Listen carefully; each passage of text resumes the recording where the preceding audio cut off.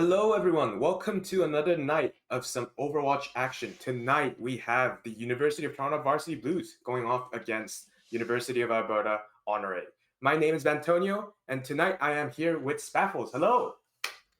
Hello, how are you doing tonight, Antonio? I'm doing great. How are you doing, Spaffles? I'm doing lovely, and I cannot wait to get into this matchup. It's going to be it's a generational battle, and we've traded blows back and forth multiple times, but we're back again with some roster shakeups this time, starting off with the Varsity Blues. That's right. Tonight, the Varsity Blues are starting off with Bearfu on tank, Solace Goofy Juber on DPS, Deferato and Orange Peel on support. All right, and then heading on over to our UAlberta Honore. The U of A got... Honore are starting off with Kantoa on tank, Ako and Hysteria on DPS, and Yeast and Error 404 on support. All right, and we're going into our first match because everybody is ready. The first map is going to be Control. Right, we're going to go to Lijiang Tower. What are your thoughts on Lijiang Tower, Bentonio? Lijiang Tower, honestly, one of the best control maps, I'd say, personally. One of the most classic solo as well. You know, whenever we go into scrims or pickup games that we have as UofT Overwatch, we always like to start off with Lijiang or King's Row, and it's just our go-to map, isn't it? Yep, it's a classic. You've seen it pretty much every series if you've been to some sort of semi-organized Overwatch event, and both of these teams have definitely practiced it to death at this point. So as we load in, the matchups and the dynamics we're going to be expecting really depend on which map we're going to start off in. So we're going to start off in the what's it called, the night market. So I'm expecting a lot of fast play from both of these teams. We're going to be playing a lot for the early capture. Symmetra is a very popular opening pick here. You combo that with some anchors that can help you hold down that point, whatever's popular at the time, really. And you really just play a game of keep away until you're forced off at that point. So, Antonio, what do you think we're expecting here?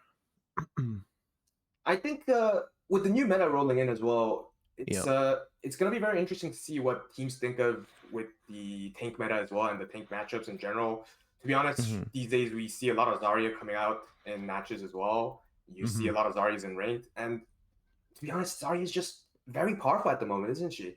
So it's going to be interesting to see how teams think about Zarya's position in this map, especially because of how strong Zarya is in most tank matchups as well.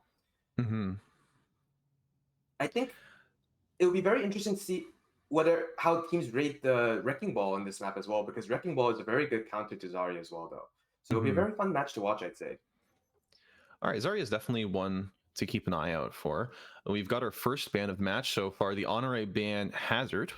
So the Hazard is a very powerful, in my opinion, slightly annoying dive tank who's very powerful with his short cooldown dash and also the block plus wall, just controlling space, like we mentioned before, especially those low, easy to reach high grounds.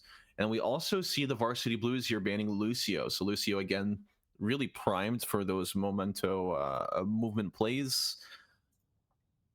And getting him out this early means that the Varsity Blues are not going to be able to reban this character again. I think it's an interesting ban as well, to be honest, because usually a lot of bans for Lucio comes out in Flashpoint maps, isn't it? Because of how fast Lucio is and the mobility it provides when it comes to rotations. So I think it's a very interesting start, but I feel like it's also Varsity Blues telling Honore that they're confident even with the Lucio ban so early that they'll be able to destroy them early on from the games and get a quick game out throughout the series. Yep. Now both of the teams, they're primed and ready to go. We're going to be seeing pretty much dive on dive Varsity Blues with their classic Winston Bearfu, and they'll be backing up with again that Symmetra TP into a Tracer swap. Meanwhile, the Honore are going to be rolling out on the Diva, another very staple pick here for Katoa. That's right. Both teams now rolling out with their combinations. UofT currently going right side to meet U of A Honore in main. Now, U of A Honore coming in, the Diva trying to get some poke damage in there. But Barefoot gets a quick pick onto Akko. Now, one down. It's a 5v4. UofT trying to capitalize on that first pick onto U of A and starting to cap point before U of A can do anything.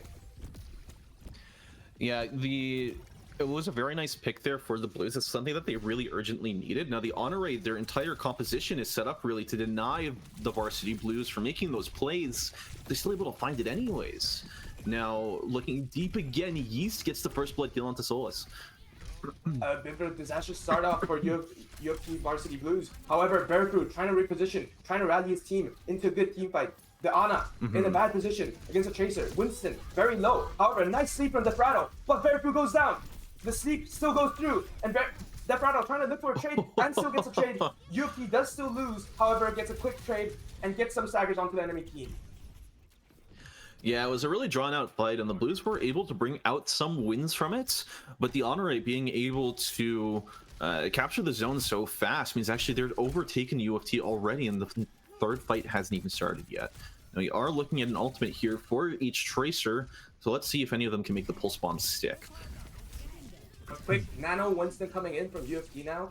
It's a very strong start with Winston with the Nano on top of him. Will he be able to get a pick? Unfortunately, not able to do so. However, pushing out those enemy supports while the Brig, the Tracer, on that Flame Tentacle onto point, starts to take over main. And now onto both of their supports. Both supports down for U of A Honore. It is not looking for a good fight for U of A Honore. And UofT capitalizes on the early picks and gets a quick team ace. Yeah, that was some pretty nice, clean team fighting there. Only really had to expend the nano boost to get what they came for. Honore tried to drag it out as long as possible, but now we're looking at a 4-on-4 ult fight. There is still a lot of potential here, though. The Tracer is being outgunned on the side. Akko is struggling, even with the Wu Yang passive healing to back him up. And now Barefoot is looking in for a dive. UofT started off with a very good position in general right now. Wuyang bubble invested as well. However, Barefoot also comes out with his own ult as well, keeping the Wuyang in the backline, gets a pick onto their support, and going for the Kiri kill as well. It's looking very good for UofT, and another teammate's coming through for UofT again. Yeah, both the supports there being distracted, trying to peel off the Winston and then still dying to it anyways, really meant that the rest of the fight was sort of doomed to fail. The Blues, however, they did invest a lot of ultimates here, same as Honore. They used the Wu Yang bubble, but they do have Arrow 404 on the Kitsune Rush, so they are going to be able to get a lot of momentum behind this fight. 75% to the Blues. This is entering last fight territory. The Brig rally invested huge rally from Orange Field, and they're pushing in, trying to get that early push onto the enemy team, taking the first tempo as well, and very good picks coming through for UofT Varsity Blues. And currently, one support down and a DPS down for Honore. It is looking very dire, and the Brig still marking the Tracer as well. Tracer unable to go for point. Diva also demech is not looking good for the Honore at the moment. Diva gets a remix still, gets a Diva bomb out. However, very low. Kiriko very low as well. Wuyang now comes back. However, the Kiri gets picked off, and the Wuyang also very low. And the Tracer comes in and gets the pick, and now the Wuyang is dead as well. And this is looking like a very convincing win for the Varsity Blues for this first point. Yeah, there was quite a bit of back and forth there over in the early stages, but once the economy started rolling and the Blues, they got that first nano boost, you could see they were, a league beyond their competition.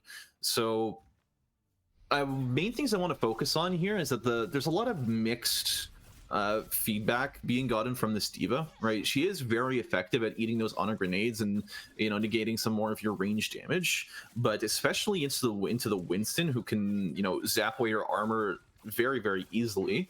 You are going to be running into a lot of difficulties, especially when your Ana Brig support are so well in tune with each other. You're really not finding any opportunities here to trade backline for backline. That's what you really need. And none of your damage is permanently sticking either, which for a Wu Yang composition is a big struggle. And we do see Solus here on a flank on their Junkrat.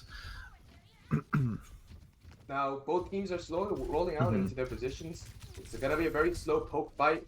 Solus gets poked out really badly. He has to be out of the fight soon. And now U of A Honore setting up for those quick angles for the Sojourn.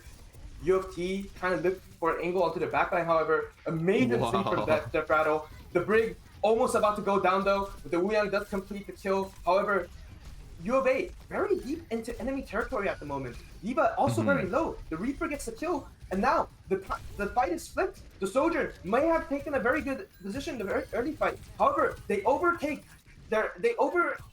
their power and go too much into enemy territory and lose the fight. And now UofT will complete taking the point. The point is flipped and can now just stable. No tank for U of A means they cannot try to take more space at the moment. And UofT looking at a very good position at the moment.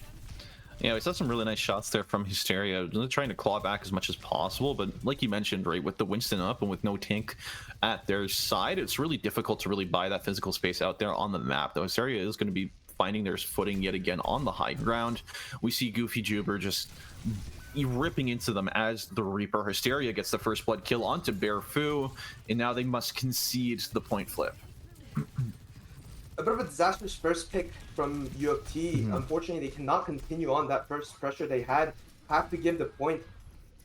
And now U of A trying to set up for a very good angle onto their main, trying to poke them up from choke, failing to do so, unfortunately, as the Winston comes back in time. Now the Junker trying to get some poke, trying to take more angles, trying to push out. Nano Winston comes out, going onto their backline. The Kiri now falls. The Soldier forced out. Winston with the Primal gets the confirmed kill. Now 2 down, U of A not in a good position, and the Wuya also going down.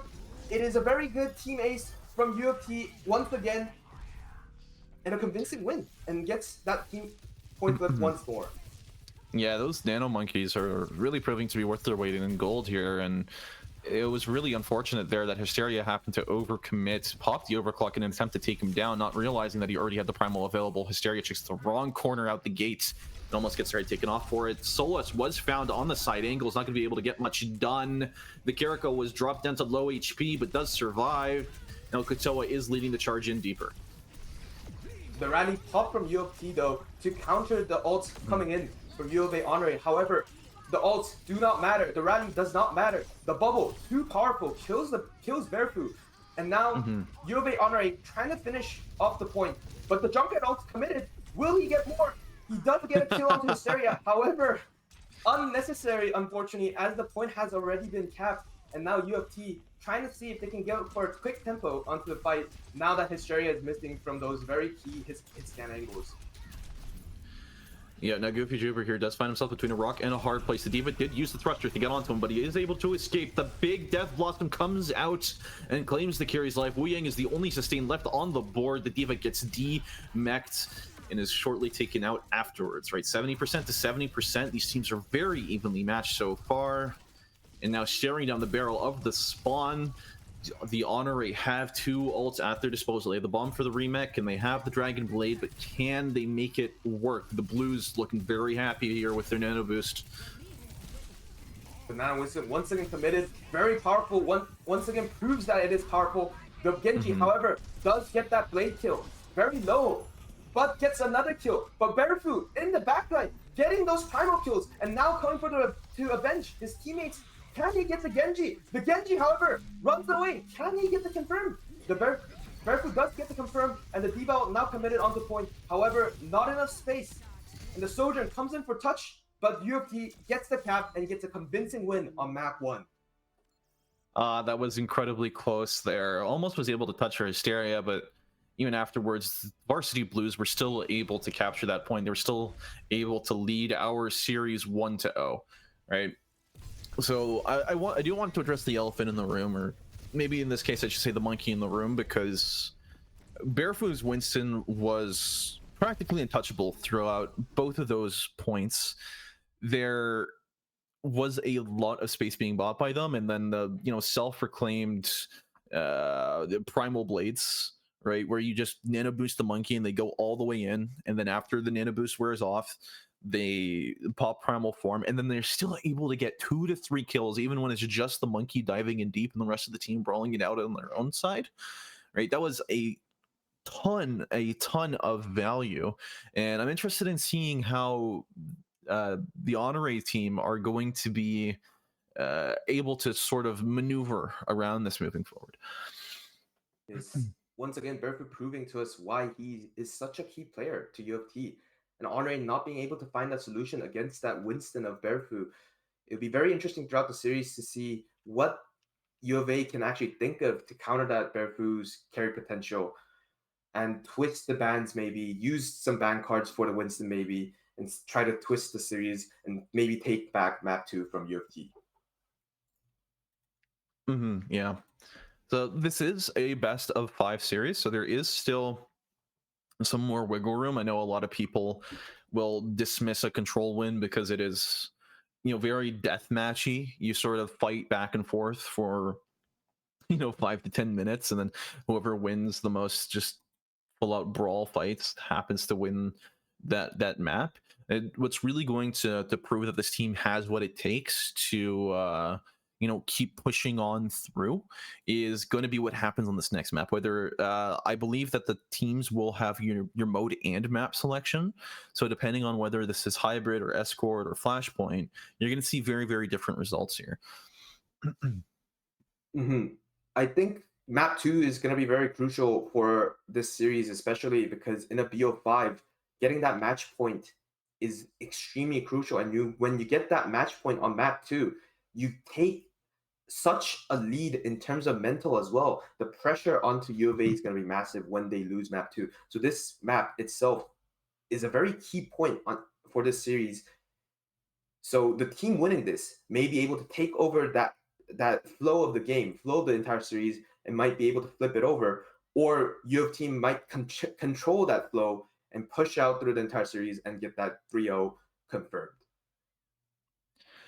Yeah, so in terms of, what we're going into next, right? What do you think are some of the adaptations these teams are going to make? Because you're more on the UofT stream, we're a little more familiar with the Blues' game plan. So, what do you think that the Blues, do you think they're going to stick with this sort of Winston comp throughout the series, or do you think they're more of the kind to switch things up as they go? I think I'll be very honest. I unfortunately haven't been able to watch too many of the Blues play onto their highest performance. Although from what I do understand, we do love the Winston. We are Winston school, right? And not to mention now with Zoomshiki on the roster as well, we have that power to play ball. So I think it'll be very interesting to see what the Blues will roll out with.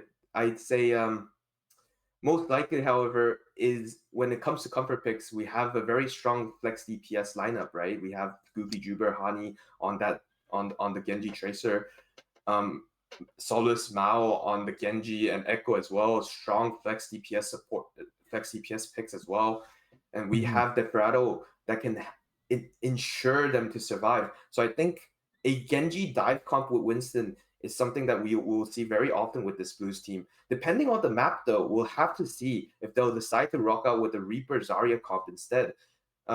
Because especially with how strong Reaper is right now, depending on the map, if it's a very strong Zarya map, they might just decide to walk out with the Reaper Zarya comp instead.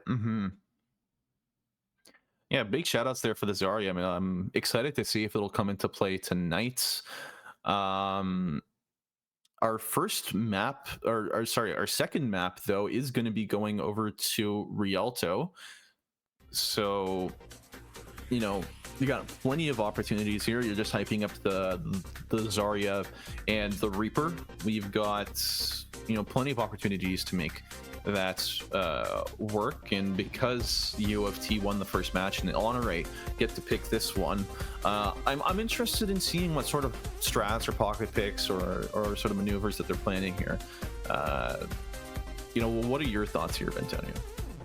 I think I gotta give some credit to U of A. They've really thought about what can they do to ensure their hit scams get that very long angle onto the enemy team. And it's a very smart choice to play Rialto because of that long sideline in the main.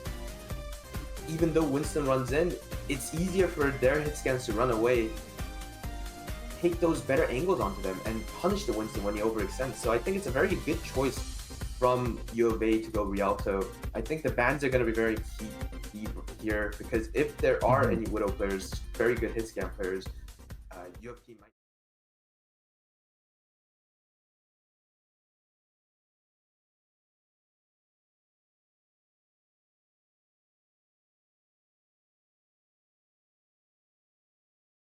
absolutely thrives in them, and is going to absolutely, take down your competition.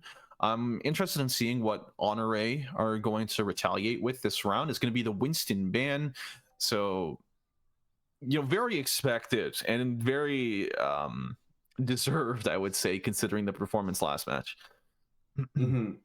Honestly, after you've seen that performance, I'd say if you don't ban the Winston, you gotta rethink your strategy there, because Mm-hmm. after that performance, how do you not think about the Winston, right? It's the pressure that's exerted from that Winston alone is too much for them, and it's gotta be banned.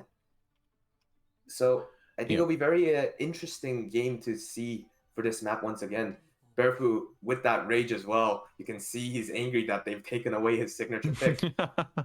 So it's my first time seeing Barefoot on Diva actually.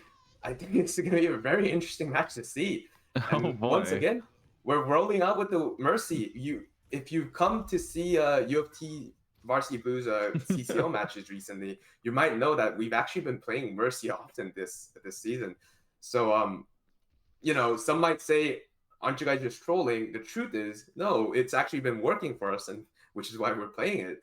So I think it's going to be Mhm. very interesting to see that Mercy boosted soldier that you'll probably often see in ranked.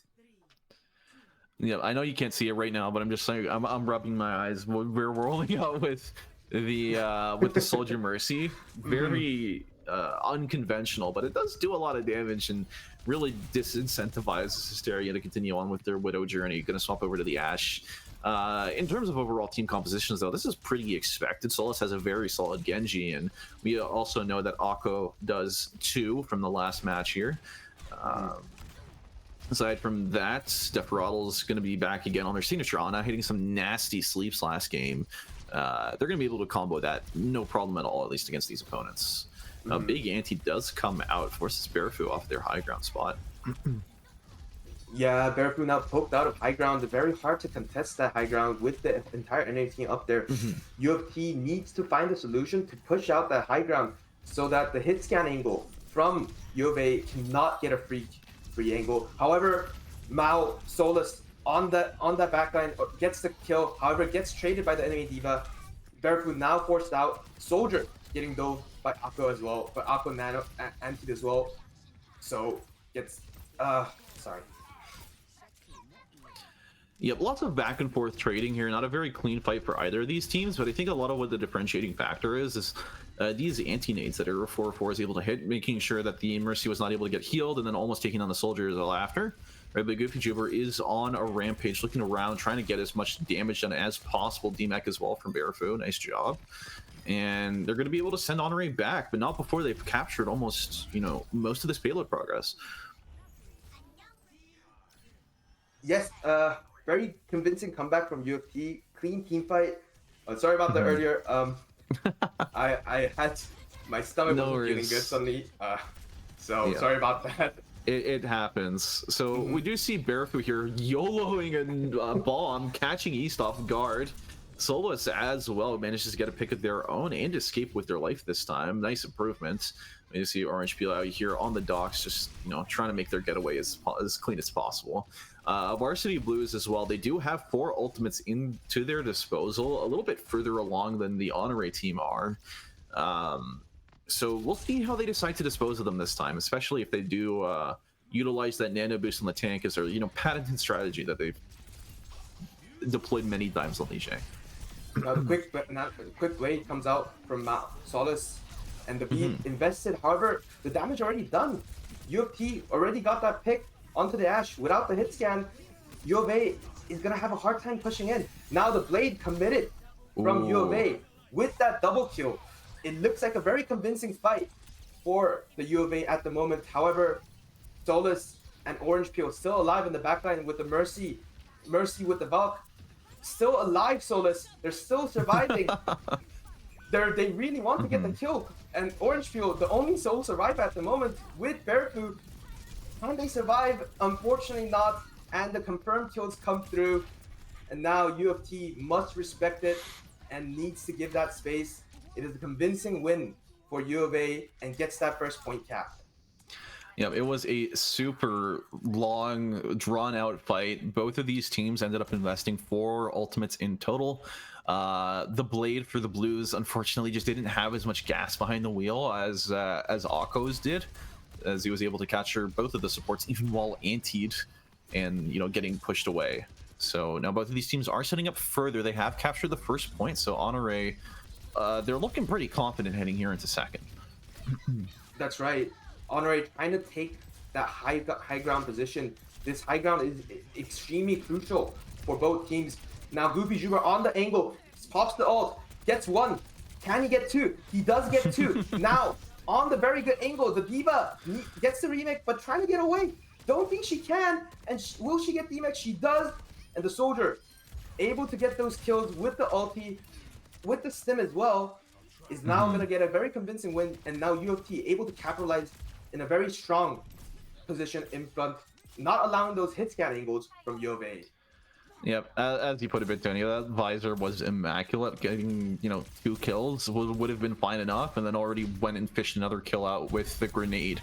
So very, very well done overall. Now we do see UofT, they're still fighting for a lot of this space very up and close to the spawn, up in their face, and even if they lose a team fight here, they're not going to lose too much overall. Now unfortunately you are a little bit out of sight of your Ana. Is going to be taking a lot of damage. It's a nano blade coming out, the first one from the Blues this time so far. They have 1 kill. Can we get to? No, the sleep comes out and the Ana is going to fall, but not to the blade. Now UofA does get those trades into the fight. Lucio still alive for them as well. Genji very low, might fall soon. Beat also invested. UofA really wants to win this team fight. And now Goofy Juba on the run. Blade committed as well. And now UofA does not want to have fun with UofT and wants to end this team fight quickly and get that win very quick. Solus also falls, and now that is a team ace for UofA. UofT still looking to touch this point with 50 seconds to go. Yep, nothing scarier than an old man jogging. You had to pull out the Dragon Blade on him and shut him down.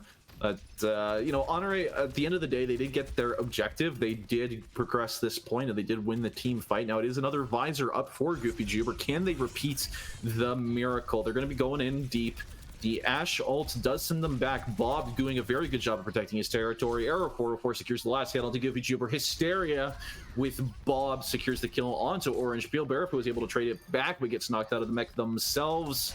And the Curie is on a rampage, taking them down as well.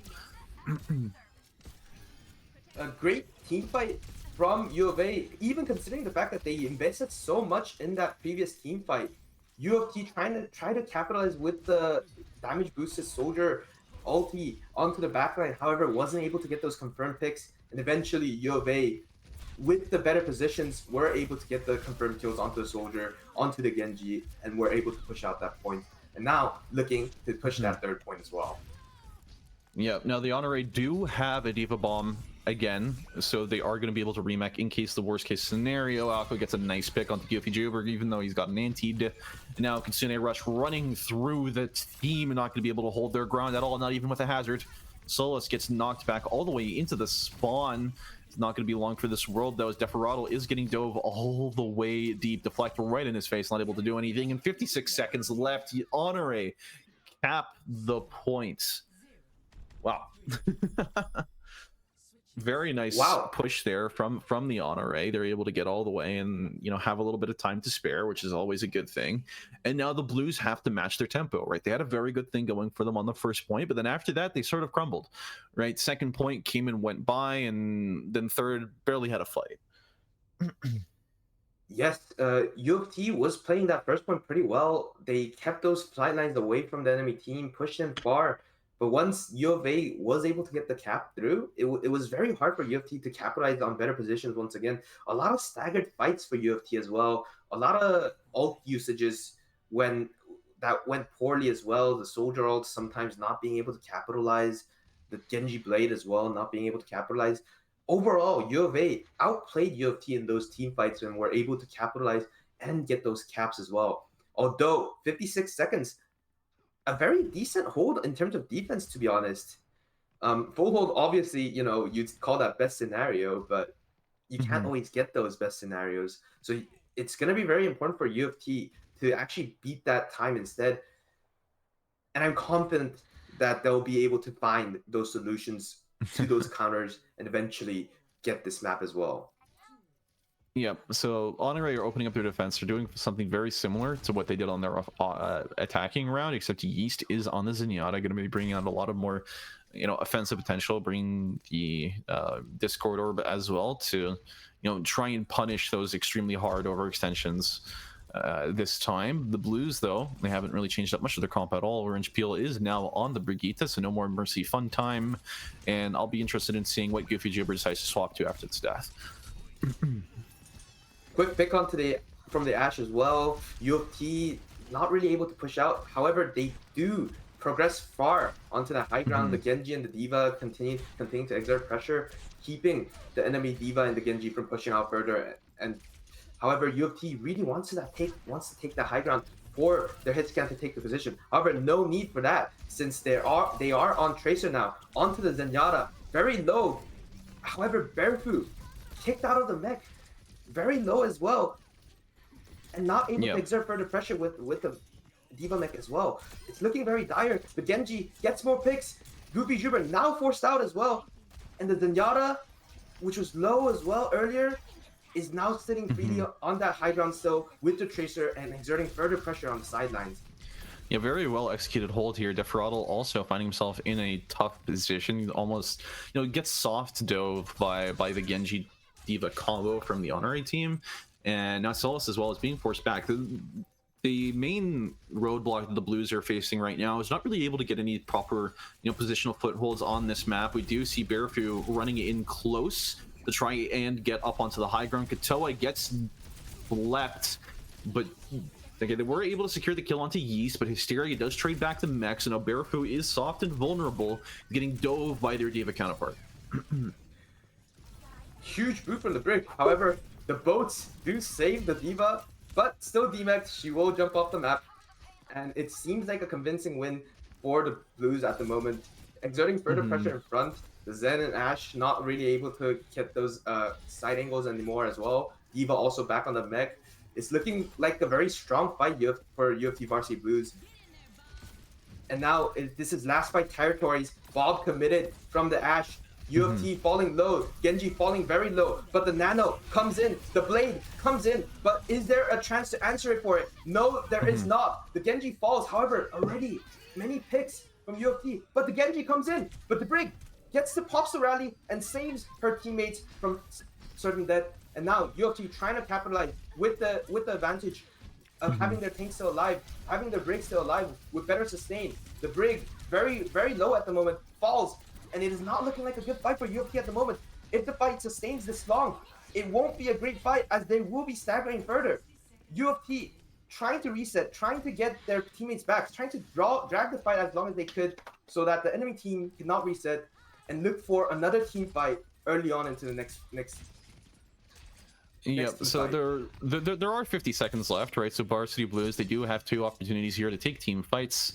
Unfortunately for them, the Honore do have a trance available, and they do have a nano boost almost ready as well. Akko gets caught out on the side angle, and there's going to be a D.Va bomb sent in extremely deep. Is going to catch the Ashe off guard, and Honore are burning all the fuel that's left in the tank, using both of the support ultimates here. Katoa gets hit with the anti-nade. It's not going to stop him from taking down Solus. And now Katoa themselves is getting D-mech. They're going to pop the bomb to try and get their second hand at life, but they have been denied. The Genji deflecting to be a tank just for a little bit longer. Hysteria gets the kill onto Goofy Jibber, but Barefoot trades it back twice as much. Orange Peel with the 3rd kill. And the Blues, they finally take the 1st point. It looked pretty dire in the beginning, but UofT able to drag that fight out long at the end, right? And with those drag that fights, UofT were able to get their players back, their key DPS back, and they played to their win con perfectly, realizing that the enemy team no longer has those survival OP. And Bearfu, with that D.Va bomb onto the Ashe as well, made it much harder for U of A to contest that point once again. And now UofT trying to push out the Ashe on high ground. Oh, but the Ashe falls. Yep, Hysteria there took a lot of unnecessary damage, hitting the deflect twice with the scoped in shots. It's definitely something you do not want to do. And now we're taking this fight around the stairs. Big anti-nade hits both the D.Va and the Genji. Genji low HP, no deflect, is going to be sent back packing on the stairs. Lucio is there to peel for him, but Solus goes in to try and secure the kills. Not going to be able to get it. No resets available. Katoa shuts them down. Now down a player. The Varsity Blues are being sent back. Down 2. They are going to be thinned out by the time they reach their own spawn. They're being chased out now. The Brig must survive, and she does. But the Ashe now holding that high ground. Very good vantage point for a hit scan. Nades comes in, deflect invested as well, so the Genji is now able to get out. The Ana of Desperado trying to poke the enemy Ashe, but the Ashe still able to put those damage in. Not looking like a good fight at the moment. UofT having a very hard time pushing out UAlberta Henry from that high ground position. Yep, very nice pick there, but it's ult o'clock and the Varsity Blues are holding all the ults. They're able to invest as much as they need to in order to turn this fight. Now it's a D.Va on a Nano D.Va on Nano D.Va fight. Barefoot was forced to pop their bomb in order to remech, and now Honore are standing tall. They're standing proud up on the high ground. It's going to be Akko whipping out the Dragon Blade. Is going to be stopped by the rally. Solus gets the first kill. Solus gets a second, going in for their third, triple dipping, quadruple dipping, even if that's. And the Blues take this fight after investing 5 ults. A lot of ult invested from the Blues, however, necessary, as they have to push through that fight. Running out of time as well. Now, they're into the last point cap. They just need to cap this point. Since this is a export map, there is no forced draw, even though they do not cap with time left. It's going to be very important for UofT to push out UAlberta Henry from those defensive positions once again, as they've been proving throughout the series tonight that they're very good at holding those positions. Yep, Bob deployed early to halt UofT's progress, and they are going to be able to deny the anti-nade from catching out their own members. Solus gets a kill, though. Solus gets a second here onto Akko holding an off angle, and the Blues seem to be undeterred. Honore are sitting on top of the beat, so they are going to have that for their next and potentially final fights. Right, the Blues don't really have too much to answer to that. Honore did make a swap. They do have the Kiriko as of last fights, so she is going to be available in case they do find themselves again at the end of another nasty anti-nade from Desperado. Yes, now UofA sitting with the beat, decide to push in with the beat, go onto the enemy Ana, and gets that commit. And the Tracer Bomb also eaten by the D.Va DM as well. Not looking like a good fight, however, very good commit from UAlberta Henry. Solus trying to quickly die and get onto that spawn wave together. Unfortunately, not able to catch it. Now we're going into last fight territories, and UofA has that forward position set up. It's going to be very hard for UofT to try to get that touch. However, they do still have the Genji and the Tracer who could go in for that last ditch touch. Tracer gets the touch.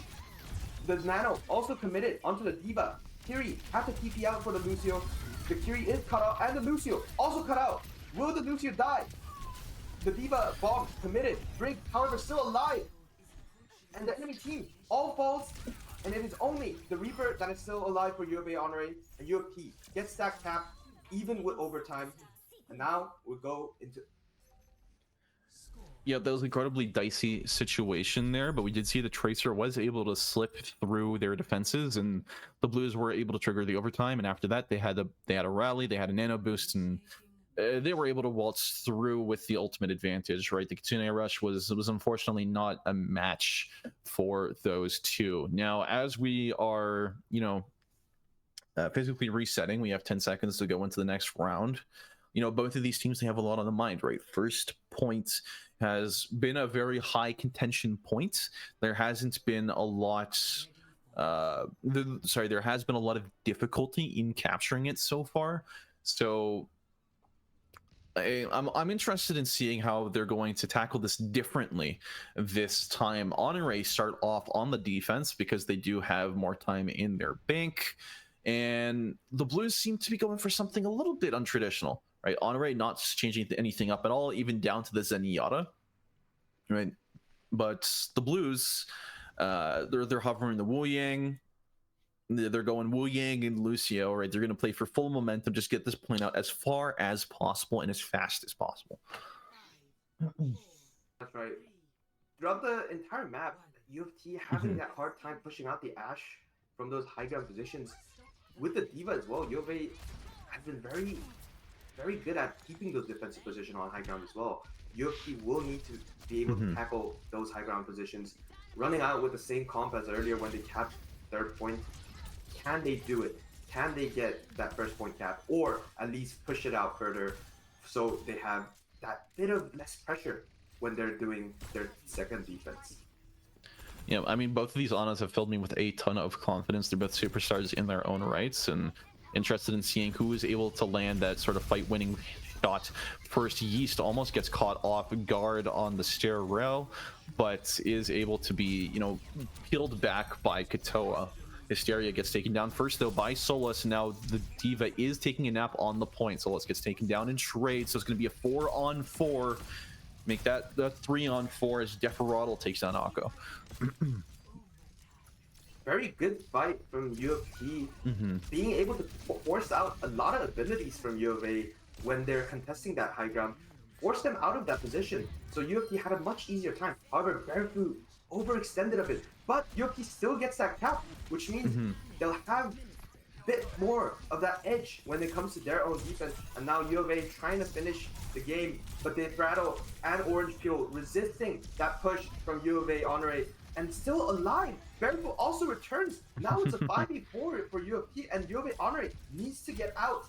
It is looking like a very good fight from UofT, and now they're trying to take that forward position and trying to keep the Ashe off that high ground once again. Yeah, I mean, capturing that point does massive wonders for their team fighting potential, right? Because they're able to spawn literally 10 meters behind where the point was at that moment. The pulse bomb does go wide as Varsity Blues, they try to take an engage here. The nano boost onto the D.Va gets one kill. Ashe taken out of the fight. Katoa getting dropped down to low HP. Solus is able to finish them off. Katoa gets demeched. And again, the Honor, they have to fall back and regroup. Another well-executed team fight from UofT. And they get the cleanup as well. The stagger kills onto their supports is massive. They're not even able to catch that spawn wave with their enemy D.Va. And it looks like they might be able to get that second point cap as well.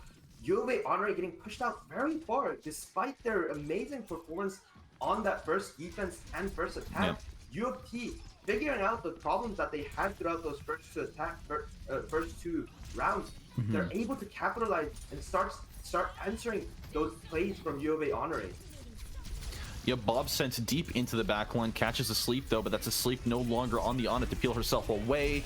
Deferatl gets taken down as the scripts predicted, and Solus is able to trade it back with one. Katoa gets a squish kill onto Goofy Juber. Akko gets another one, and finally Honore are able to shut down this Blues attack, but at what cost? All right, so now the Honore, they have a minute and 56 seconds, yes, but distance here is the great equalizer, and the Blues made a very solid run for it with the limited time bank they had. That's right. When you first looked at the first two rounds, right, the defense and the attack, you wouldn't have guessed that UofT will push this far. It would have been a miracle if they actually capped first point with ease. But once again, UofT showing us why they've been having that streak of run on CCL, why we're so dominant throughout the entire league. It's this adaptability that this team has, right? The quick answers to the way the enemy teams are playing. And now UofT going into defense, some interesting picks, I'd say, coming in from Deferatl. I think he's just having fun with us. But yeah, they're trying to run out with the same combination once again. And it's going to be very much pressure on UofA at the moment because of those 2 point caps, right? With 1 minute 56 seconds.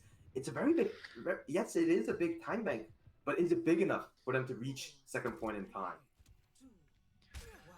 Yeah, they do have a wild card up their sleeves, though. Hysteria back on their Sojourn. We did see a glimpse of it on Lijiang Tower, and it was, quite the, I don't know if I would call it the 1v5 machine, but it was very solid in the 1v3 and the 1v4. So we'll see here if it's able to, do the proper lifting as required. Another thing to note here is the Lucio pick from Yeast as well. No more of that Zenyatta shenaniganery, and making sure to pick Lucio from the start also gives you the advantage of actually building up to a beat and being able to deploy it once in this round. You know, Akko gets a nice kill onto Goofy Juber, and that's going to give the Honore team a lot more breathing room to work with.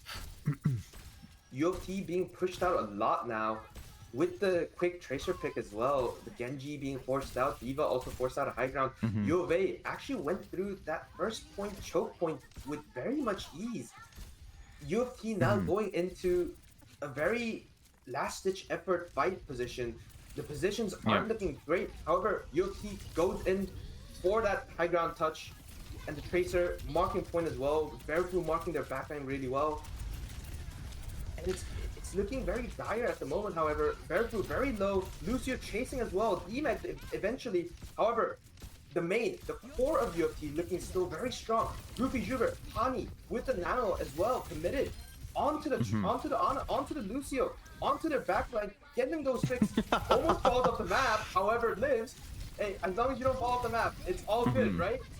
And the D.Va bomb also committed, Verfu back to full condition as well. UofT, even though the start did not look that strong, start looked very, very rough, but still sustaining and shows us why staying alive means that you're still in that fight. And now the D.Va DMAX for that last fight, and now we're in last fight territories. Yep, the beat came out a little bit too late there to save Katoa's mech, but the nano boosted Genji, even without the blade, was able to do a lot of work, taking down both of the Varsity Blues supports. Is it going to be enough though here to secure the win? Verfu gets knocked out of the mech, but he's going to be trading back many as they come. A rally as well to knock back Hysteria, and in a very close turn of events, the Varsity Blues end up taking the map and lead the series 2-0, heading into a match point. Yes, UofT, the starts of fights look a lot of times very poor, very rough, right? With the first picks sometimes as well. It's not ideal when it comes to those positions, right? However, once again, we have those clutch factors. Verfu with the amazing healing onto his teammates, right? Their backline, the core of the team, were continuously able to survive throughout those team fights, and which led to them being able to sustain throughout those dives, throughout those ult turns from U of A Honore. And eventually, they were able to return with their full condition team and sweep the enemy team and win those team fights. Very well said. You know, even though, right, those team fights, they were very turbulent. You have a lot of that resourcefulness, that scrappiness that you really value out of teams, especially as you enter the overtime, right? You don't have a lot of time to work with. You need to pop your ults A, B, C right as you get them, right? UofT still being able to charge them fast, being able to deploy them first, and really get that advantage in that like 20 to 30 second remaining fight really did cause just enough chaos for them to eke out that victory right before the first point capture. Right, a little bit longer, a little bit holding off a little bit more would have allowed the Honore that opportunity that they needed to sort of regroup, recompose themselves, and go in and fight that fight. Right, there was a little bit of an element of I don't really like attributing things to luck too much, but the way that the D.Va mech was destroyed right as the beat dropped, you know, it was a very, very, very close call to make, and I'm sure if they were able to drop the beat sooner, they would have. But that definitely did, you know, I would at least personally contribute it directly to the reason that the Honore took the L there. Yes, the unfortunate timing, right? It's sometimes, even though you try to do it in time, it's just unlucky, and those are those moments. And unfortunately, U of A not so lucky enough when it comes to that fight, and not being able to cap as well. UofT with a very convincing second round attack as well. Eventually, it showed the gap in terms of how well the teams can adapt in those high pressure situations. Now, we do get our next map pick. It is going to be Esperanza. What do you expect from Esperanza from UofT, Spaffles? I mean, Esperanza is, you know, a spicy map, as all pushed maps are. It is going to be really reliant on those, as most push maps are, it's going to be very reliant on those first two fights, the first three fights, like really making sure that if you're able to win them consecutively, you're able to get a long advantage for yourself and give yourself a lot more leeway and a lot of runway for the sort of plays that you're trying to make. This map is also going to be partially shaped by the amount of bans that are available for each team, right? Because you can't reban, correct me if I'm wrong, you can't reban the same character that's been eliminated so far in this.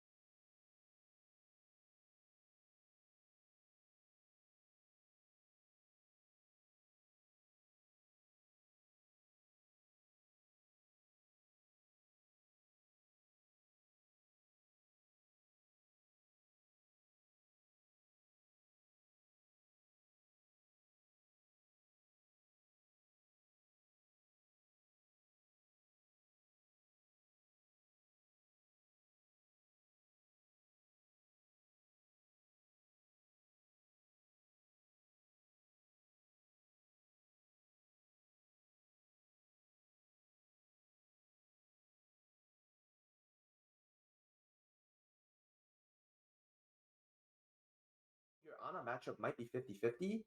Mm-hmm. It's actually very hard to match it because of the synergy of the Winston Nano, right? Compared to a Diva Nano, the Winston Nano always gets more value when it goes in. So considering that power of Barefoot, Barefoot with those crazy primals that we've seen in map one, you have to respect that even though you believe that your Ana might be as good as the Ferraros, you can't really, you have to respect the Barefoot Winston here. So you have to, I'd say you have to ban the Ana. I'd say there's a lot for U of A to ban at the moment, unfortunately, though, because the Mhm. Genji has also been very problematic for them. So I Yeah, think it'll be very interesting to watch. Oh, sorry about this, Baffles. Yeah. Go on, no, please. no, no, that's all right. I was just gonna say that yeah, the Genji is a thorn in their side for sure, but in terms of banning out DPS characters, Genji is pretty replaceable. And yeah, UofT have been getting a lot of value off of that Tracer Genji, but I'm sure that Buddy here is not a Genji one trick, so they can definitely find some sort of equivalence, especially now that we do have some more DPS that are unbanned, right? Like Freya. Freya is very powerful at creating a lot of range damage. And I'm not saying the Genji player necessarily will switch to them, but it opens up the door more. And I'm waiting to see what other wacky zany picks that UofT might pick out with, right? Just like the Soldier Mercy that worked decently fine. It got the job done. I think the Soldier Mercy was, in general, very interesting pick, and surprisingly actually worked as well for a bit, right? But UofT eventually Mm-hmm. decided to swap over to extra mobility, right? Also with extra survivability, considering the fact that they realized their Ana was just left to die a lot of times, right? So it's gonna be very interesting to see what kind of Joker picks that UFT also thinks of once again. With since we have those very wide hero pools on our DPS lineup, right? Um, I think it's also gonna be very interesting to see what our backline can also pull out, since um, you know, as we know, Orange Peel with that wide hero pool on that Wuyang, Brig, and the Mercy. Unfortunately, no Lucy at the moment, Mm-hmm. but with his versatile picks on those damage characters and being able to play that Kiriko as well, they open up very good chances for playing double flex support as well. So I think these very interesting Joker pick possibilities of UFT is also something to consider when it comes to this best of 5 series. Um, Now, Mm-hmm. do considering that this is a push map, playing double flex might be a bit risky sometimes. I'd say it's very Mm-hmm. dependent on what your team decides to pull out. But I would say I've enjoyed watching the Mercy pick, so I might also want one more for this map, maybe, potentially. What about you, Spaffles? Yeah, I'm not really sure, to be honest. Um, like I do want to echo your sentiment on playing your double flexes is very risky on a push map, especially Esperanza with the open sight lines and all of that. You can definitely get away with it more on Esperanza than you can on others. I think there are a lot of maps where you will get punished harder for it, but it's definitely something manageable. But all right, so we are getting word from the teams that we will need a few minutes here to sort out a technical issue. So we will be sending you all over to a quick break, and then we'll be back in just a few minutes. Thank you all for staying with us.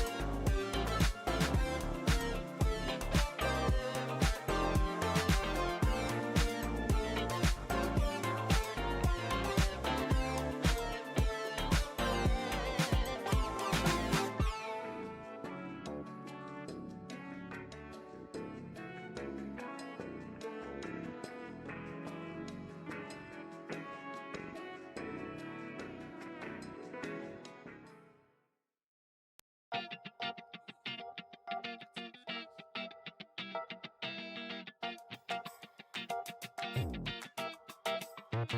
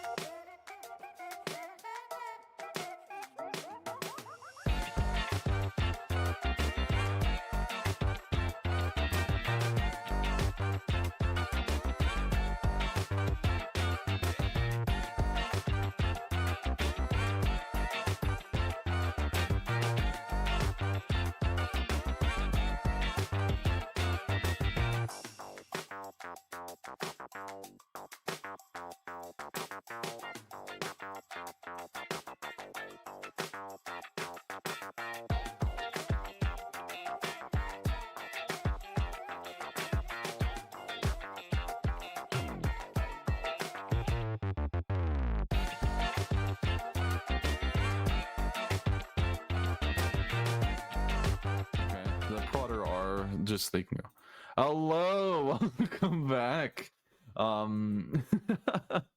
We are back with the rest of this series. We're about to start map 3, Esperanza Push, selected by Honore. All right, so Bentonio and I, as we were discussing, right, we're going to go into the ban phase here. You know, what were your quick thoughts, your quick recap here for what we think is going to get banned? I think for Honore, it's gotta be that honor ban, like we discussed earlier. It has to happen. For UofT though, there's a lot of chances, a lot of possibilities to ban. It might be a good idea to limit their tank hero pool in general, ban the diva. So we do have our first ban here. UofT take diva off the board, and Honore are going to opt into banning Brigitte.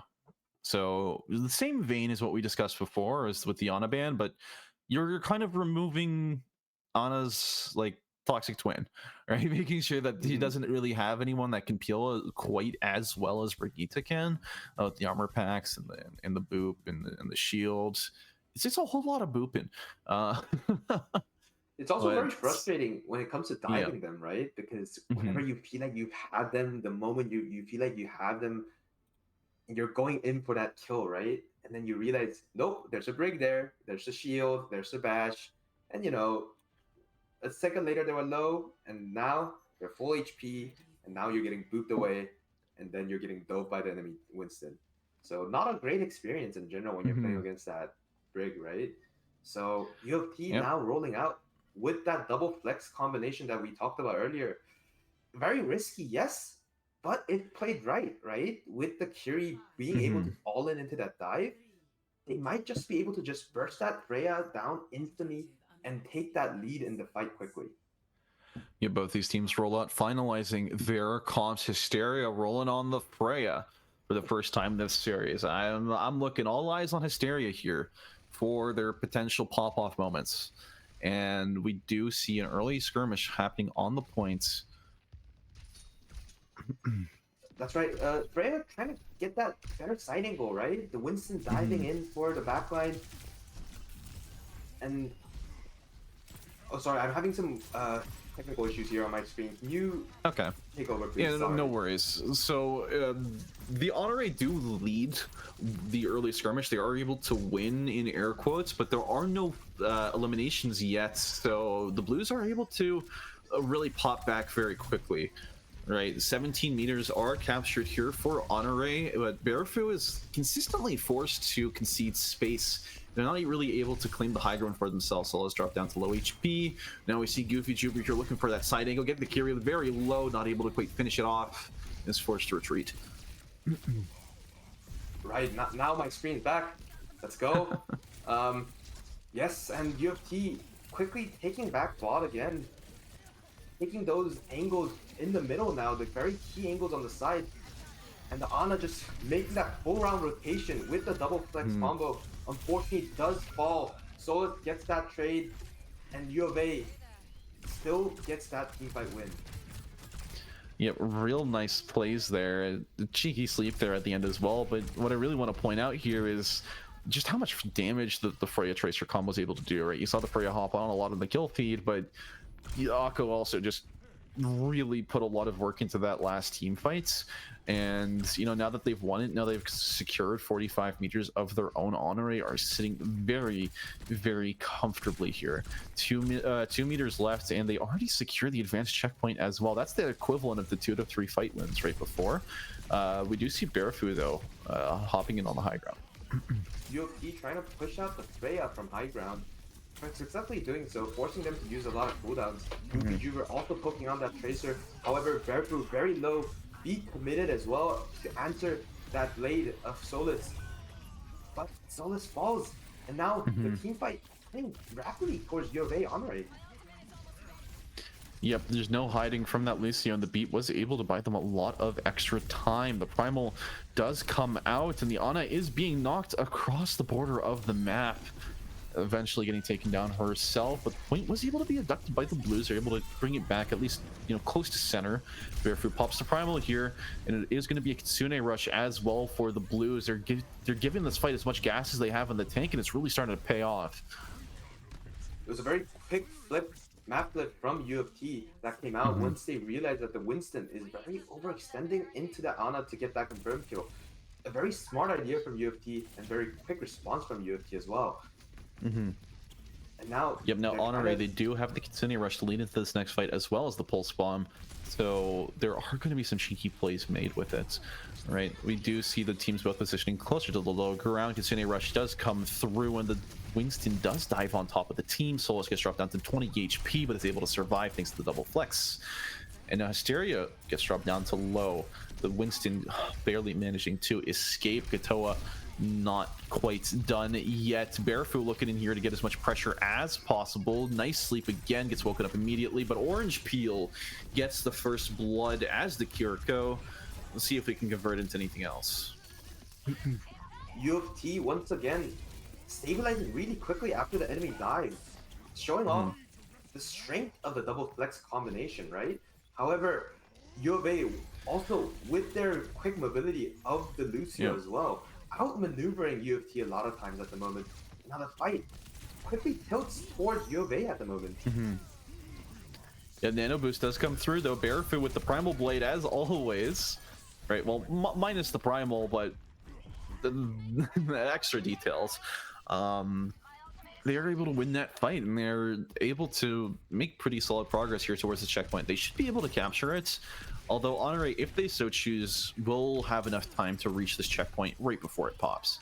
Right, and we do see as well Hysteria is getting a lot of damage and doing a lot to sort of deter these opponents, especially with the delayed ticks that Freya has. Just not really ever dishing out all her damage at once. She's going to be hopping up onto the high ground with the bullet shot. But there is going to be a high noon getting popped. Freya in a tight corner is not able to escape. Akko trades it back onto Solus though, so it's a 1-for-1 trade. A beat comes through for Honore as well, and the Primal doesn't seem to get anyone further. Itoa does still have it in their back pocket, but there is going to be a double kill for the Blues. The Blues looking for that further pick onto the team. The Primal has to be forced out from UofA. The Tracer's still surviving, however gets picked out eventually, but that Kiriko still alive for UofT, keeping that Winston up. The power of the double flex shows once more the fact that they can continue that sustain even though they lose one. And now the Kiriko eventually committed to confirm that cap, and they also get the flip onto that team fight. Despite not all of the members of the Blues even being there to take that team fight, Honore did respect the Kitsune rush commits. So now the Blues have really tied things up and are starting to get their own little advantage. The pulse bomb does come through, not quite able to secure any kills. Now Solus here gets dropped down to low HP, gets taken down by the Curie. Once again, UofT getting picked off quite early. That we've been able to see this throughout a lot of fights. In general, it's because of that hit scan of Historia. And now UofT, they realize they've lost the fight already, quickly decides to die on point. And it's a quick reset from UofT and a very convincing teamfight win from UofA Honore. Now looking into this next fight, right, we do have the bullet shot from Freya. We also have a Kitsune rush for Honore, so those are two very big ultimates that they're able to deploy, right? But the Blues as well, they are still hunting Goofy Juber all the way in the back line. Gets the recall forced out, but is able to trade Lucio for it. It was a pretty positive trade, if you ask me. And the Cassini rush around the corner is going to be able to force them back. And once he gets dropped down to low HP, Desperado gets taken down, but Juber is there to contest the Kiri in the back. It was a very good, well-committed Kiri ult to force out the main team. They realized that the Tracer did get the pick. However, they realized that Tracer is very far from their core. They decided, hey, if we flick this quickly and decide to commit into their main, we could win this fight since they're missing a DPS. And that's exactly what happened here. And now UofT loses that advantage they had and now must try to contest bot once again. Yeah, Barefoot leading with a pretty early dive on the Winston. Suzu does save the backliner for the Blues. They do also pop the Nano onto the Cassidy. Not quite able to get enough leverage out of it though, as Katoa duels, or sorry, Hysteria duels their equal. Desperado getting, slowly but surely bled to death by the Winston Kiri duo, and now Barefoot is just trying to kidnap the point, using the primal just to buy more time as required. Barefoot very intelligently just stealing that point away, even though UofA actually got a very convincing teamfight win there. They actually can't capitalize on anything there because the ball was so quickly stolen by the Winston. UofT also very smartly dragging that fight out earlier so that they also are able to meet them back once they start pushing ball once again. Yep, now there is a minute 30 remaining, so things are getting pretty dicey when it comes to really coming back for this team. The beat is dropped, and the pulse bomb stuck to Katoa, is not quite able to tank it as the shields had already fallen off. The Lucio dropped down to low HP, gonna be finished off in due order. Yes, a convincing win from UofT. Very well managed in terms of macro, right? It's an intelligent way to steal that bot away, drag the teamfight out intentionally. And UofA, even though they won that teamfight, they feel so bitter about that one win. And now they try to recontest, but UofT returns with those ults and now capitalizes on them. Yep, we do have 50 seconds remaining, but UofT definitely don't want to be on the losing end of any of these upcoming team fights. It's going to take all that time in the bank and a little bit more to equalize the score. Nice Kitsune rush leads into a kill onto Goofy Juber, so UofT, you're starting off this fight down one member. Hysteria pops the bullet shot, is able to take down the Winston, and now they're able to drag out this fight as long as need be to prevent the Blues from coming back. The Blues needs to reset quickly. Desperado getting a good trade onto the Kiri there. Goofy Juber. Oh, never mind. It's no longer Goofy Juber. It's Solus on the Tracer now. Solus trying to 1v on the Tracer, but must realize that it is now going into last fight territories. Yep. 1 second left, and the point is going to go into overtime because Blues were on top of it. But this is the situation you ever want to be in, right? You need to win 2-3 fights in a row just to get this this last 20 meters back from Honore, and Honore are just able to sit back, have a laugh and really build up those ults as much as they want and stack the deck in their favor. The Nano Boost does come out onto Barefoot. That's right. A very good C from Desperado keeps the primal from getting more value, but the Freya, who's able to just run away from the Winston once again, and they're very mobile backline, right? With the Lucio, the Kiri, they're just able to just run around UofT's core team. Yep. And by the time that they're all running away and delaying that attack from UofT, they're not.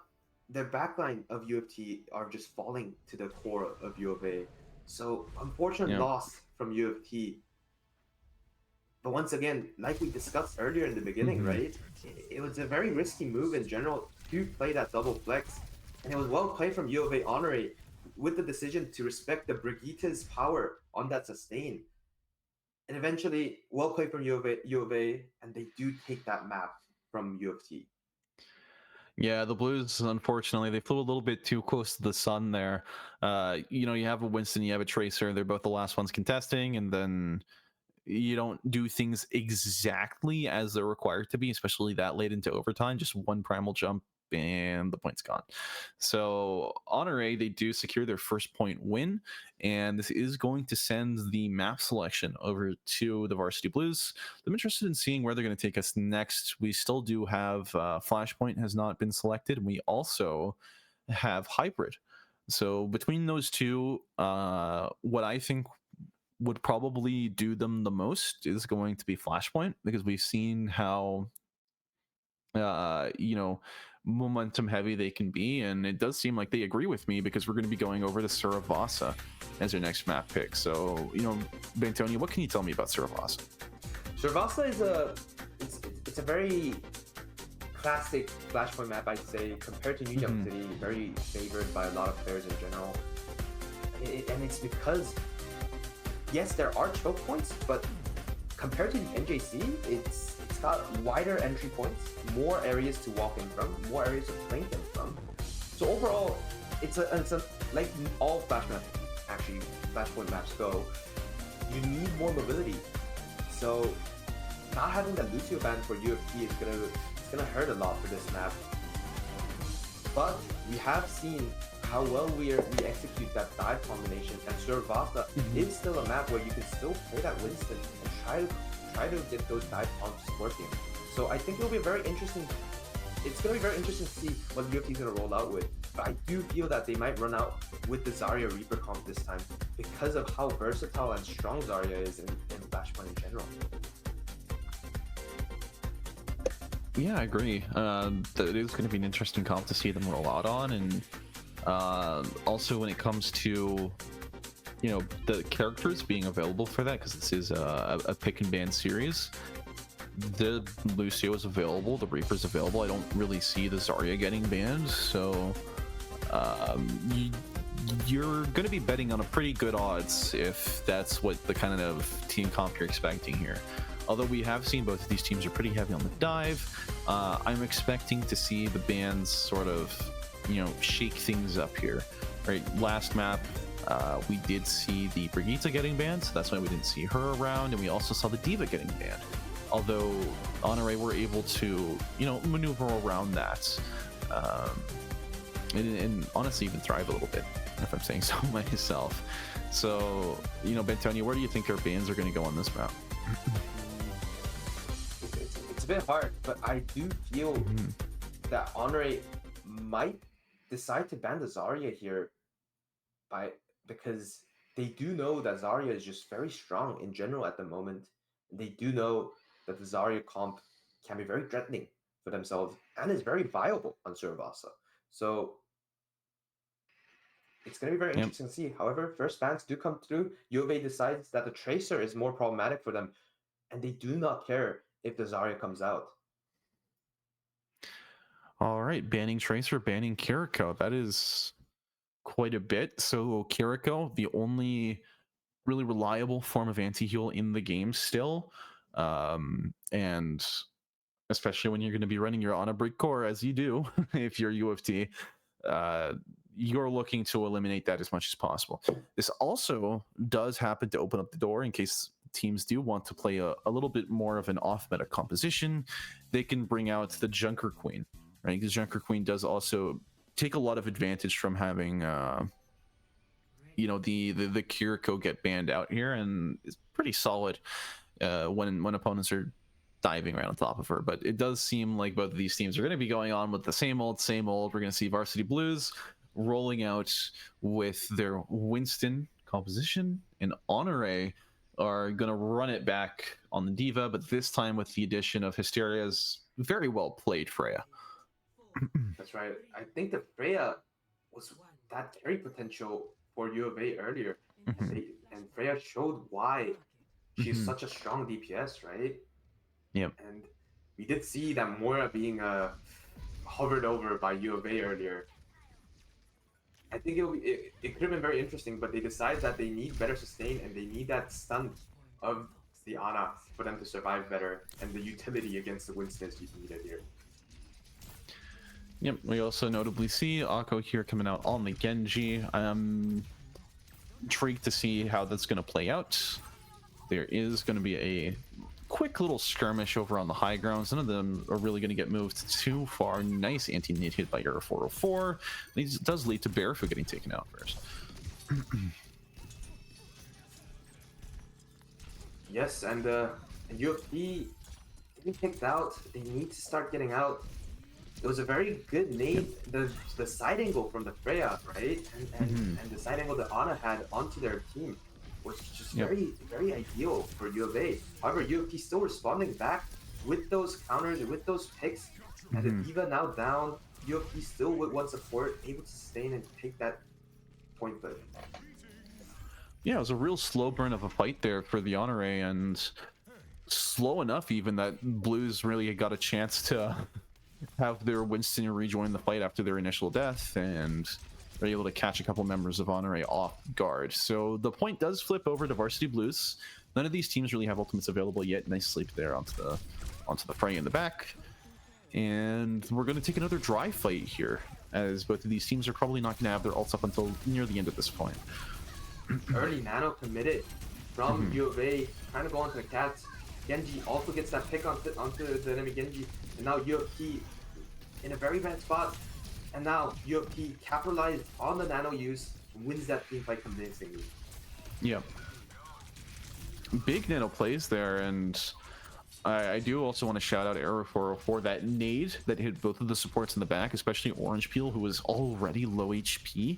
Really forced the supports to play extra defensively, and combo that with a nano. Honore were able to get a lot of damage in with just the dry nano. Right, and the rally is now forced out because of the bola shot of Freya.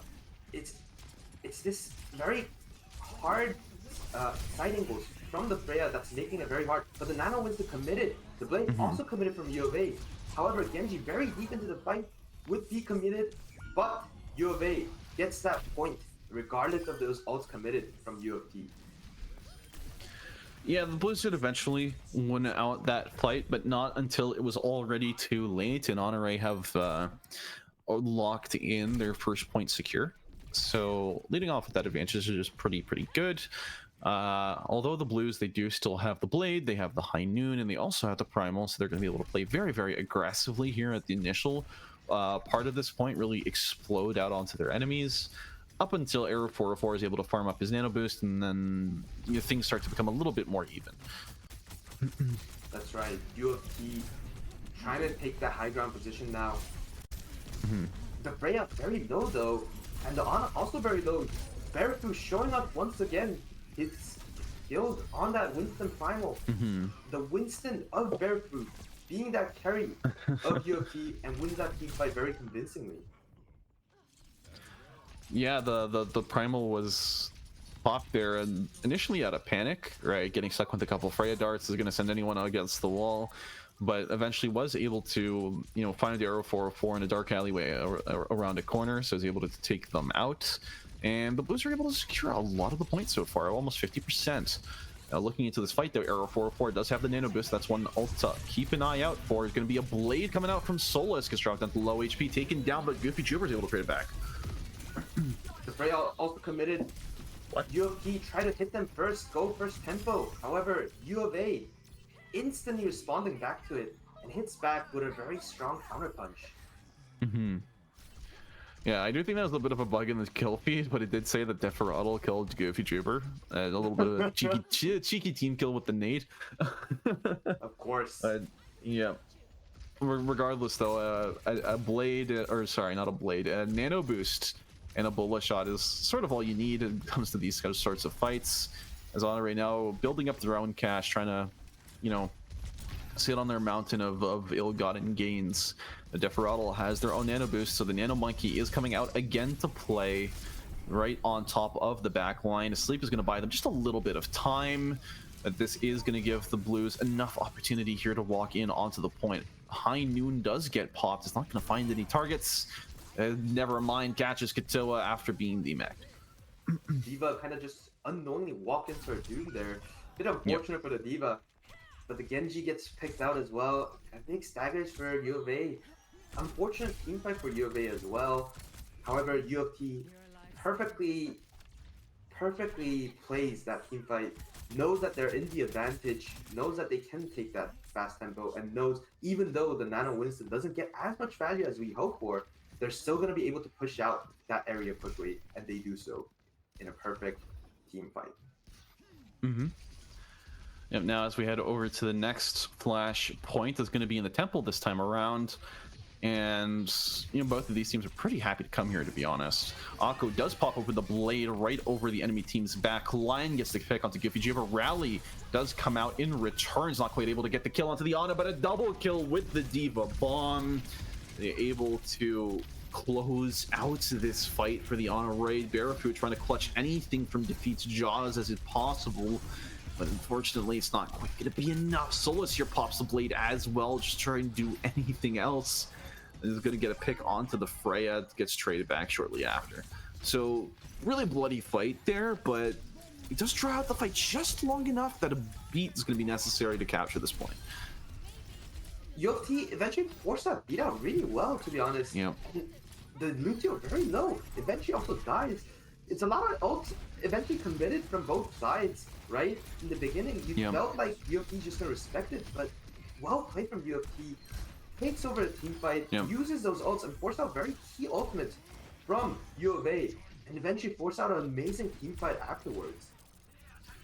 Yep, this next team fight, it's going to be pretty definitive. The big stagger there onto 4-4 and onto Yeast is going to buy them some extra time as well. Both of these teams, they have Nano Boost available. They're going to have Honorary are going to have the bullet shot as well in case they need to force extra hard.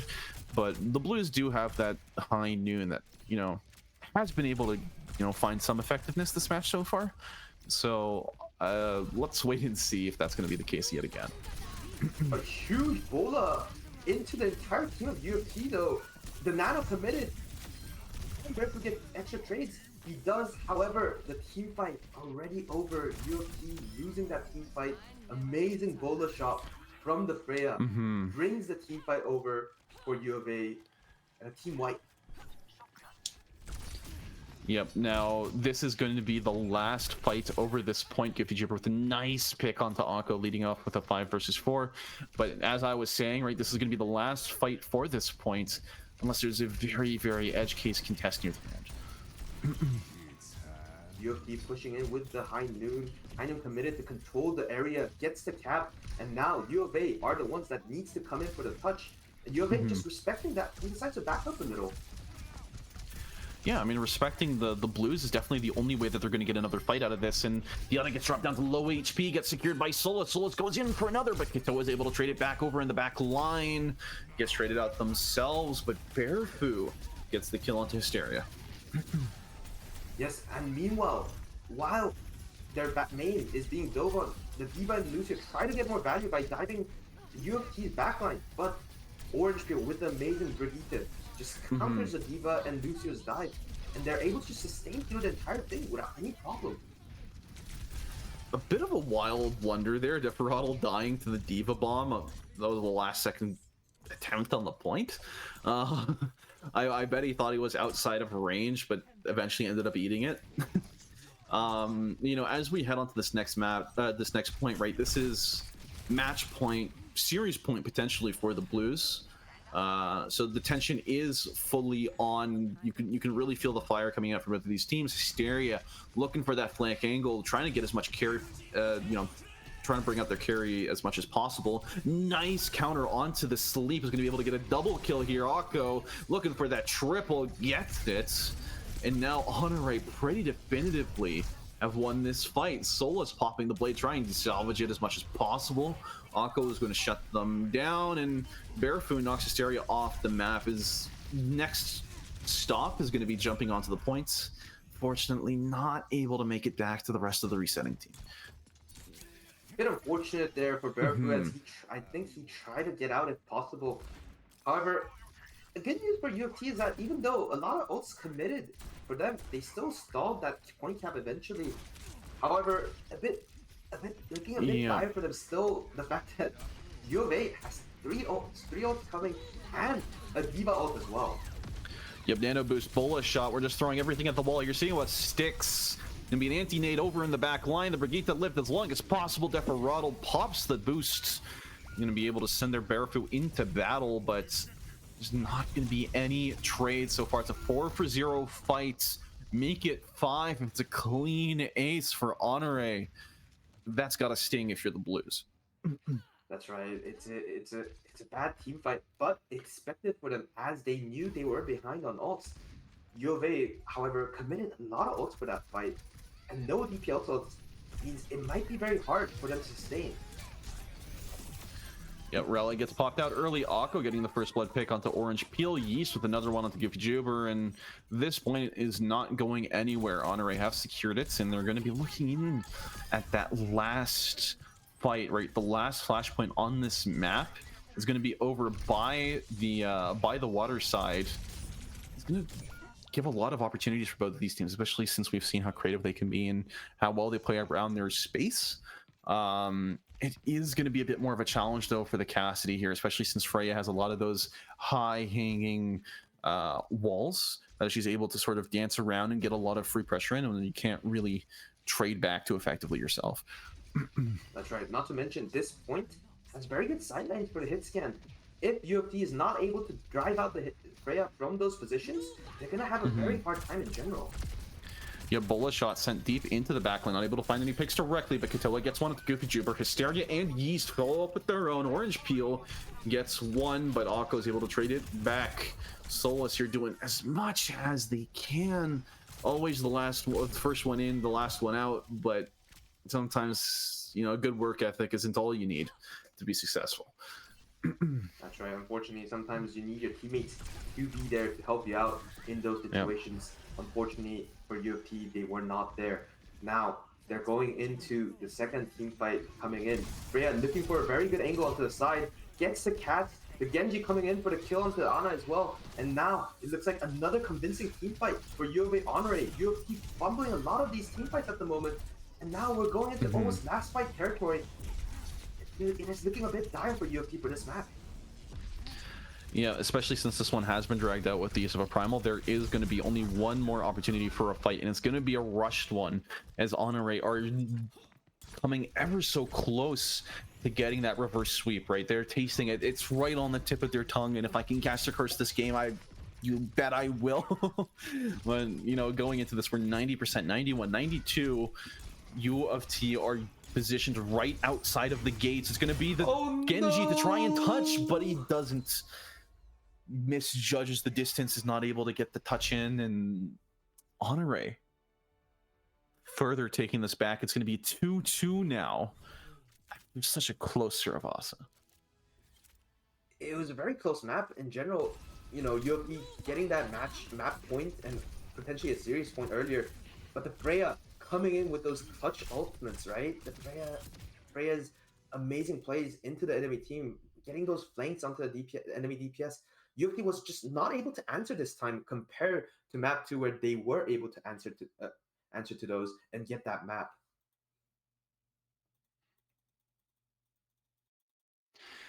Yeah, now going into game 5, this is going to be hybrid. So everyone bring out some popcorn, have, you know, a cup of coffee, you know, whatever keeps you going this late at night, because we're going to be in for a long haul going into this next map. I mean, after that pause earlier, really seeing Honore come alive in a way that they really weren't in it that far. I mean, what do you think really changed, Spantonio? I think it's a key thing that they realize is that the fact that they have a better hit scan, right? As UofT. On our roster, we have 2 flex DPS, but do not have any hit scans at the moment. It's showing that, you know, the Freya's power is a key thing for UofT, not UofT, sorry, UofA Honore. And the Freya Bola shots, the off angles that Freya's are taking, it's just very hard for UofT to actually answer to those angles. And it's going to be very key on map 5 as well. Will they be able to keep the Freya out of those very good damage angles and get those free picks onto UofT? Will UofT be able to keep them in check? Or will UofA be able to continue that leverage and force and pressure out a lot of key cooldowns of UofT. Yeah. So we are going to send you guys over to a quick break as we prepare for our last match. We are going to. Oh, okay. Sorry, no, I was going to send this over to a break, but I did get word that we are ready to keep going right into the last match. So far, we are confirmed to be heading into Kings Row as our map 5. Wow, what a map to end it on. That's right. To be honest, in general tonight, I think overall the map picks, a lot of them are very satisfactory maps, right? They're very fun maps in general. Rialto, Lidan, Kings Row, all classic and enjoyable maps. Urabasa, Esperanza, amongst the new maps that's been released, amongst the demos, even though Push and Bashman got their bit of hate, this Surabata and Esperanza all got a lot of praises from a lot of players in general. I think overall we had very fun series throughout, fun games throughout the series, and a classic map to end off the series. I hope they start off with a winter map instead, though, instead of a classic Kings Row map. Yeah. Now, looking at this map, right, when it comes to the bans, we have exhausted so much of the available pool already, just in terms of what you can reban. So a lot of those target picks that we did call out as being good options earlier in the series, they're not going to be available to us anymore. The only one I can really note still being available is the Ana. We see Ana, we see Genji haven't been banned yet, but it is going to be a Tor ban coming out first from UofT. They've still got a little bit of spice in them, is what I'll say to that. We do see the Ana ban as well for Honore. It was bound to happen. You can see them just, grinning as they save it for a game 5, but it was definitely the right pick to do in this, in my opinion. What are your thoughts, Bentonio? I gotta agree that Ana, just very powerful pick for UofT, right? They gotta respect it. To be fair though, Era 404, amazing Ana performance tonight. Gotta give credit to those amazing nades on Surabasa as well. The sleeps coming in clutch, getting those sleeps onto Barefoot whenever he's diving in the backline as well. It's these key moments Era 404 showed us why they were confident on the Ana pick. However, for map 5, they don't want to have that extra variable on hand, right? They don't want that clutch factor from David Desperado to come in and just split the entire series. So now they're just gonna decide to ban it, and finally UofT walking out with the comp that I've been talking about the entire night. The Zarya Reaper, finally. Come on, man! You've been leaking strats. They haven't whipped it out. They're saving it for game 5. But yep, there you go. You have it. You have the Zarya. You got the Reaper. Looking confident. You're looking spicy. You got a Wu Yang as well with the summer skin on. So Varsity Blues are rolling out with a lot of firsts this series. Well, Honore are keeping it close. They're keeping it real, and they're rolling out again with the Freya Diva comp. That's right.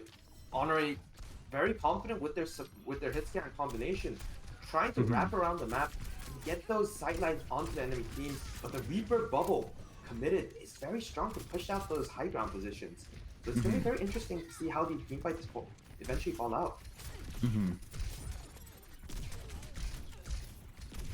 Yeah, now with the high ground position, Honore, they do give themselves a very strong advantage, especially since Barefoot really can't find themselves a really good place to hold from, a really good place to stand. Over the Diva is going to struggle a little bit into this Zarya as soon as it comes onto a one-on-one fight, which is why Honore, we see them delaying as much as possible. Juver gets caught out of position by Arrow 404, and this is the go sign that Honore have been waiting for. That's right, Goofy Juver trying to use the power of Reaper Zarya combination. The TP with the bubble is very powerful. However, the sidelines are just, there's too many for Goofy Juver to continuously avoid. However, Solus gets that pick up to the Genji, and now Zarya sitting at 100% charge. She is a full-on menace now. No one can really contest her. The Volok shot comes in, but the Zarya just sustains through it eventually. Tyrion also committed. However, it seems like the fight is tilting towards UofT. Reaper coming in, Florida confirmed, trying to get those ticks as well. And U of A eventually having to respect those defensive positions of UofT starts kiting out. Yeah, it was a good idea there for the Honore. They were waiting out the D.Va, or they were waiting out the Zarya, but she did have the 2 bubbles available at her disposal to just keep herself alive. The grab gets consumed by Katoa. The D.Va is hungry hippo. And that is going to be devastating if you're the Varsity Blues here, especially after investing Kitsune Rush as well. Barafu getting sustained by their team bubble keeps them alive just a little bit longer. Akko flying up high on the back line. Solus in deep as always, getting a kill on the Tracer, gets a second one onto the Kiri as well. And then no matter how disastrous the fight looks, UofT, you can never truly count them out. That's right. We have so many players that we can rely on these situations to clutch it up for us, right? We have Barefoot, we have Goofy Junior, and we have Solus. And sometimes we even have Orange Peel and Defrado making those key picks in these crucial moments. And it's those difference makers that makes UofT such a strong team in general. And now they're going into almost last fight territory. Yep, now 50 seconds remaining. Honore definitely feeling the heat. There is a lot of room here for the Death Blossom to get so much value. Hysteria getting a very aggressive, taking a close on fight. The Death Blossom comes out, not quite able to catch anyone. Desperado, though, gets one. Orange Peel with another. Those are the 2 supports you just called out. Katoa gets the kill onto Goofy Goober. It's a 4-on-3. Make it a 3-on-3 as Akko finds another. Solus demecking Katoa, making sure that the numbers are forever in their favor. And Akko gets taken down right in front of the spawn doors. Never mind, Caster cursed it. Why don't I? It's a great key fight from UofT, but now they're trying to burst the Zarya at once. But the grab instantly counters it, and the Zarya is still alive from the UofT side. And now U of A trying to get that desperate touch onto point, but Reaper just countering that Winston. And it seems like UofT has it, and UofT will cap and fully block off U of A from capping first point. Yeah. The Varsity Blues, they have those diamond hands. They held that point through thick and through thin, through multiple first picks. They were always able to fight back and really cement their position there. It was very well fought full holds. And now Honore have very little room to work with here. 47.9% is our exact capture percentage. So the Varsity Blues, knowing that that is your target, really changes out the way that you play this map. It's the same thing as overtime, where when you know all it takes is just a little bit long, as you just got to go for another meter, otherwise the ticker is going to stop and you're going to lose. That is a very, very powerful motivator here. And since the third was capped, we're going to see this go the distance, I think. That's right. Yep. UofT rolling out with the same comp from earlier, but Goofy Juber on that Widow, trying to look for one or two picks early in the game if possible, if they do decide to overextend a bit. U of A running out with the Winston comp here on defense. I'm very skeptical about Winston comp on defense, especially on King's Row, because of the difficulty of Winston here. Yep. In general, if you get poked out too quickly, you will have to respect that and give out too much space. So UofT, can they cap this point out? Can they finish this series off on a strong map 5 on King's Row? Now, Old Juver is definitely looking to prove that point as they're rolling out of the spawn with the Widow, trying to see if they can cheese out any early picks, maybe take this one home with a whimper instead of a bang. But unfortunately, the Widow's not going to get any headshots, not for free at least. When it comes to the rest of it, though, Barafu guns down Katoa. There's that Winston being difficult, like you mentioned. And now down a tank, the Varsity Blues are able to buy a lot of space for themselves and really demands that they remove Honore from this high ground. No claim to the point just yet, though. Almost at a third. Barefoot gets the kill onto Yeast, and there's their speed boost gone. The Freya is being pressured out on the high ground. Katoa did speed back on the ball, though. They do have a presence on this point, but 35% is already gone to the Blues. The ball does fall, and this is Honore's final swan song as the Blues ride off into the sunset. There you have it. A What a map convincing win. 5. What a map 5, right? Although, you know, ideally you want that map 5 overtime, right? Third point, both teams Hmm. cap their point and go to that round 3 attack and defense. However, I am very happy that UofT just won very convincingly in a very calm format as well. You Hmm. know, they played to their strength. They knew what they're good at. They knew their win cons, and once again showed us how well they can adapt in those high pressure situations, right? And showed us Yeah. why they're such a strong team in the CCL at the moment. Yeah, and major props to both of the teams that competed here today. Big shout outs to the Varsity Blues, of course, and the UABSA Honore. You know, the stream wouldn't have happened without either of them, right? And they did provide us with a very close match and a very good turnout overall. And of course, always, thank you to everyone who's watching from home. Thank you to all the fans. Thank you to production team who has been backing us up. And best of luck to everyone with their academic adventures, and we hope you the best of luck out in the ranked pool. This has been Spaffles. I've been joined by the lovely Bantonio, and we wish you all a very good night. Bye bye.